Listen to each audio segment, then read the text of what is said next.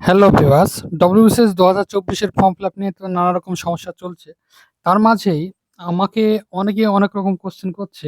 তো সেসব নিয়েই এই ভিডিওটা। যেমন অপশনাল কি নিবে? এটা নেওয়া ঠিক হবে কিনা? এটা স্কোরিং কিনা?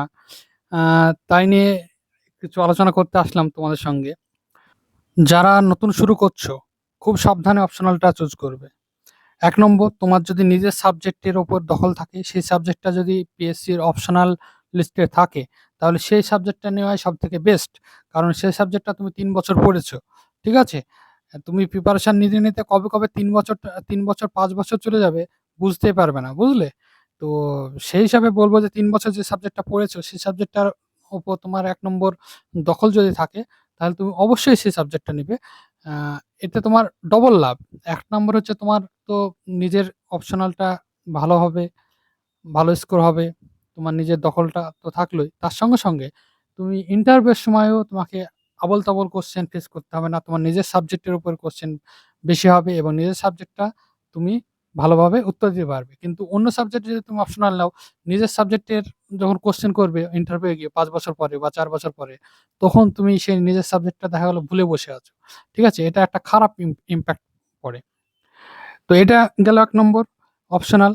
আর কেউ আছে দেখা ২ বছর ৩ বছর মেইন দিয়েছে। কিন্তু স্কোর ঠিকঠাক আসছে না। যেমন অ্যানথ্রোপোলজিতে লাস্ট ২-৩ বছর নাম্বার ভালো উঠছে না। তাই বলে সে একটা সাবজেক্ট ভালোভাবে রেডি করেছে ২ বছর ধরে নোটপত্র ঘেঁটে ভালো তৈরি করেছে, করে আবার সে ছেড়ে দিচ্ছে।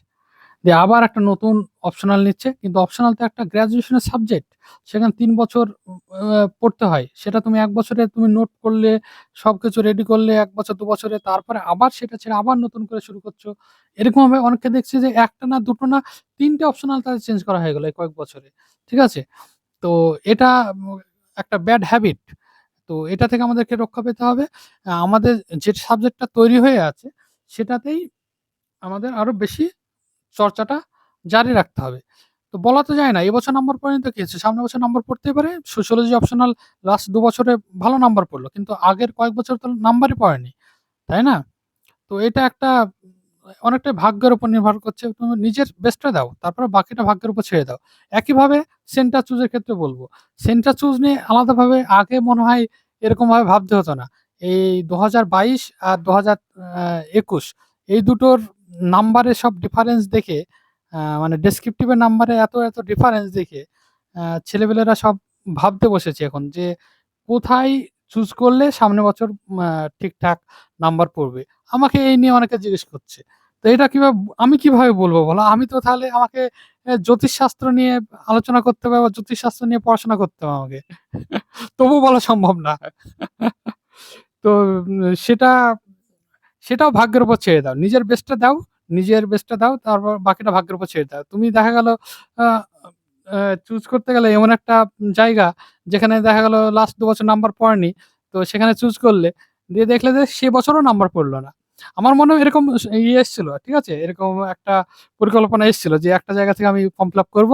আমি আর আমার একজন পরিচিত, এই ২ জন মিলে আমরা ভাবছিলাম যে একটা জায়গায় ফর্ম ফিল আপ করব। দিয়ে সেখানে লাস্ট ২ বছর নাম্বার পড়েনি, তাহলে যদি এবার নাম্বার পড়ে। দিয়ে আবার ভাবলাম যে আমি কিসের পরিকল্পনা করছি? সর্বশ্রেষ্ঠ পরিকল্পনাকারী তো উপরওয়ালা, তাই না?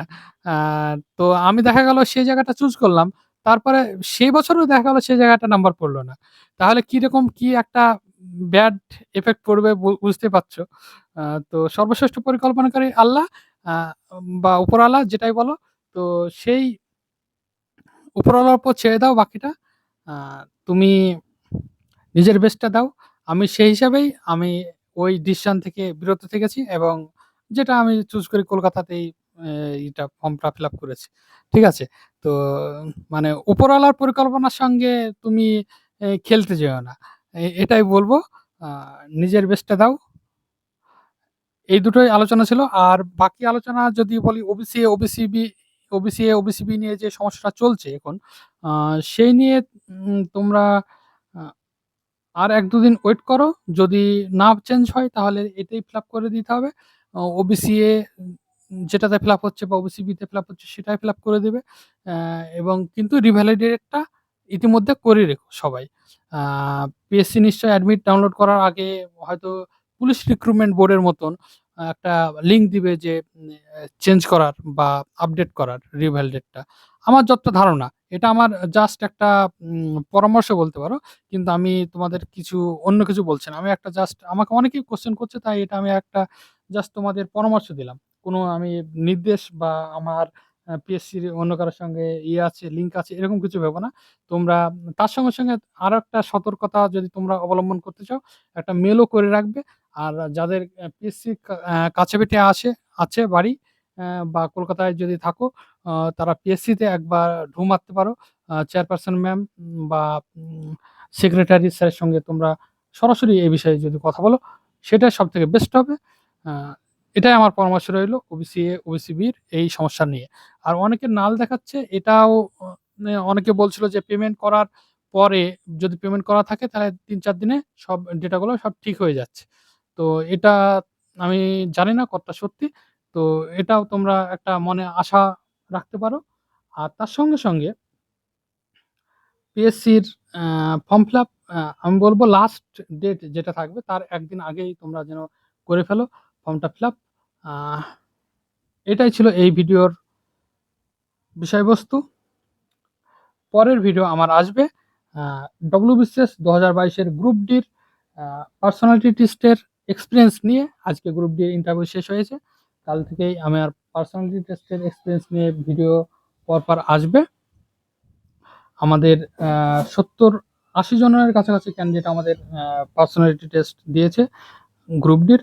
তার ভেতরে সবাই তো শেয়ার করে না ইন্টারভিউ। আমি অনেকের সঙ্গে কথা বলে আরো শেয়ার করে নিয়েছি এক প্রকার বলতে পারো।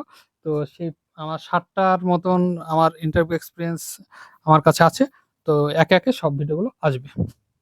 Thank you.